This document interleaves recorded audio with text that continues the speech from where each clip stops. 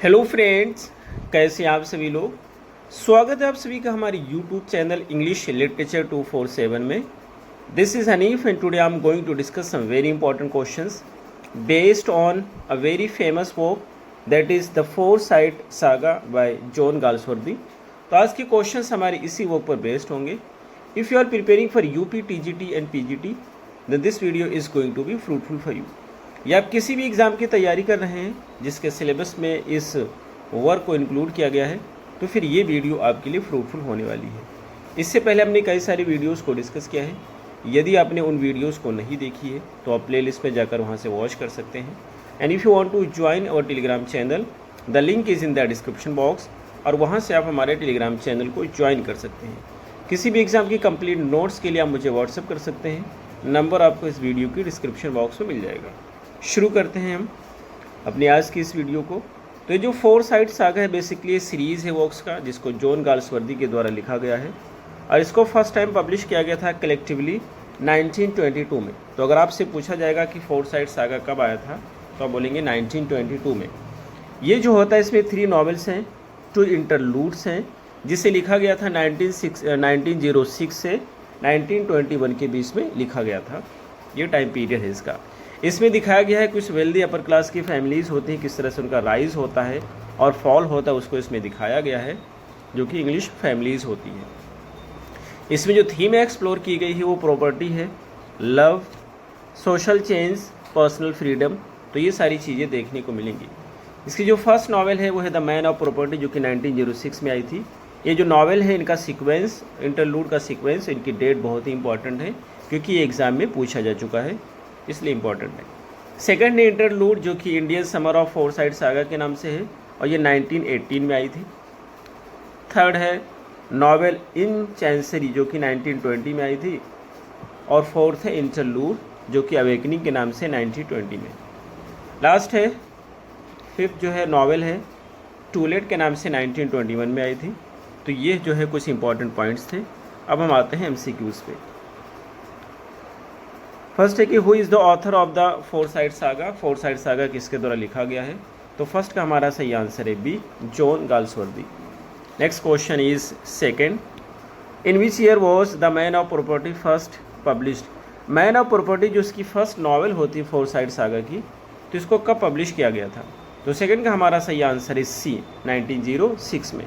Next question is third, what is the title of the first novel in the Forsyte saga. Foresight saga जो series है उसकी जो first novel है उसका क्या टाइटल है, किस नाम से है, तो थर्ड का हमारा सही आंसर है C, the man of property. Next question is fourth, which character is described as a man of property. ये जो मैन ऑफ प्रॉपर्टी है वो किस कैरेक्टर को बोला गया है, तो फोर्थ का हमारा सही आंसर होता है बी, यानी Soames Forsyte. Next question is fifth, when was Indian summer of a Forsyte publish. आपको बताना है कि इंडियन समर ऑफ फोरसाइट है, इसको कब पब्लिश किया गया था, तो 5 का हमारा सही आंसर होता है बी, यानी कि 1918 में। Next question is 6, what is the name of architect who falls in love with Irene. उस आर्किटेक्ट का क्या नाम होता है जिसको आयरीन से प्यार हो जाता है, तो 6 का हमारा सही आंसर होता है बी, यानी कि Philip Bosinney. Next question is 7th, what significant event happens to Philip Bosinney in the man of property. Man of property में कौन सा सिग्निफिकेंट घटना होता है जो कि फिलिप बोसिनी के साथ में घटित होता है, तो 7 का हमारा सही आंसर होता है C, he dies in an accident. वो एक एक्सीडेंट में मर जाता है। Next question is 8th, in which year was in chancery publish. In chancery जो है इसको कब पब्लिश किया गया था, नॉवेल है, तो 8 का हमारा सही आंसर है बी, 1920 में। Next question is 9th, what does the title in chancery refer. आपको बताना है कि इन चैंसरी जो है नी टाइटल है, इसके क्या मतलब है, तो 9 का हमारा सही आंसर होता है सी, द कोर्ट ऑफ चैंसरी की बात कर रहे हैं। Next question is 10th, who is Irene second husband. Irene का सेकंड हस्बैंड कौन होता है, तो 10 का हमारा सही आंसर होता है D, young Jolyon. Next question is 11, what is the name of Irene and young Jolyon son. Irene और यंग जोलियन के बेटे का नाम क्या होता है, तो 11 का हमारा सही आंसर होता है बी, यानी John. Next question is 12, when was awakening the second interlude published. Awakening जो कि सेकेंड इंटरलूड है ये कब पब्लिश हुई थी, तो 12 का हमारा सही आंसर होता है सी, 1920 में। Next question is 13, who is the central child character in awakening. Awakening का सेंट्रल चाइल्ड कैरेक्टर कौन होता है, तो 13 का हमारा सही आंसर है C, John. Next question is 14, when was To Let published. To late जो कि नॉवल है इसको कब पब्लिश किया गया था, जो कि लास्ट नॉवल होती है। 14 का हमारा सही आंसर है बी, 1921 में। Next question is 15, who is Fleur Forsyte's father. Fleur Forsyte के पिता कौन होते हैं, तो 15 का हमारा सही आंसर होता है C, Soames Forsyte. Next question is 16, who does Fleur eventually Mary.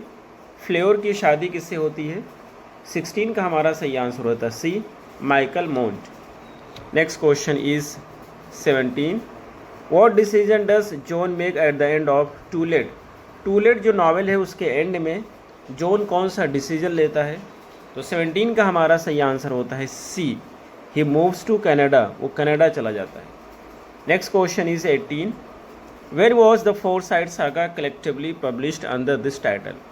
ये कहना चाहते हैं जो फोरसाइट सागा होती है वो 2 इंटरलूड्स और 3 नॉवेल्स को मिला करके जो कलेक्टिवली होता है उसको कब पब्लिश किया गया था, तो 18 का हमारा सही आंसर होता है सी, यानी कि 1922 में, और ये बहुत इंपॉर्टेंट डेट है। Next question is 19, what relation is young Jolyon to Soames Forsyte. ये कहना चाहते हैं जो यंग जोलियन होता है उसका सोम्स फोरसाइट से क्या संबंध है, तो 19 का हमारा सही आंसर होता है सी, यानी कि कज़न का। Last question is 20, which novel concludes the Forsyte saga. आपको बता रहे कि फोरसाइट सागा की लास्ट नॉवल कौन सी है, तो 20 का हमारा सही आंसर है सी, टू लेट। ये रहे हमारे आज के क्वेश्चन, हमें उम्मीद है आपको जरूर समझ आए होंगे। फिर मिलते हैं अगली वीडियो में। Till then take care, have a good time.